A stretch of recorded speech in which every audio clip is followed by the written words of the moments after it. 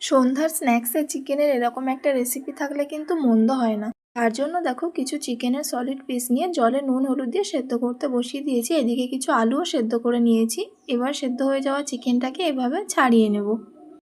সেদ্ধ করা আলুটাকে ম্যাশ করে নিয়ে এর মধ্যে ছাড়ানো চিকেনটাকে দিয়ে রসুন কুচি, পেঁয়াজ কুচি, কাশ্মীরি লঙ্কার গুঁড়ো, গোলমরিচের গুঁড়ো, জিরের গুঁড়ো, হলুদ গুঁড়ো ও আদা ও টমেটোর বানিয়ে রাখা একটা পেস্ট, স্বাদ মতো লবণ দিয়ে 2 চামচ পরিমাণ কর্নফ্লাওয়ার দিয়ে ও 1 চামচ গরম মশলার গুঁড়ো দিয়ে এটাকে ভালো করে মাখিয়ে নেব।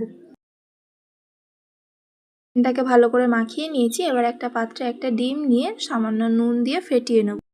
দেখো মাখিয়ে রাখা চিকেনটাকে ডোনাটের শেপে তৈরি করে নিয়েছি। এবার এগুলোকে ফাটানো ডিমের মধ্যে দিয়ে চুপিয়ে নিয়ে বিস্কুটের গুঁড়োতে কোট করে নেব।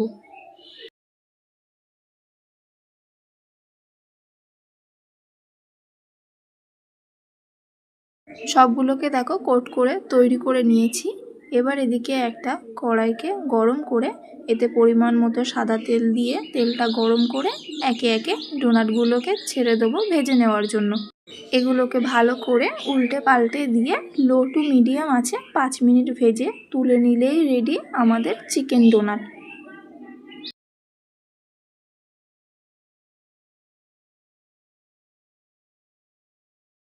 এটাকে টমেটো সসের সাথে সার্ভ করুন। টেস্টটা কিন্তু ফাটাফাটি। এরকম আরও রেসিপি পেতে চ্যানেলটি অবশ্যই সাবস্ক্রাইব করে রাখবেন। লাইক কমেন্ট শেয়ার করতে ভুলবেন না।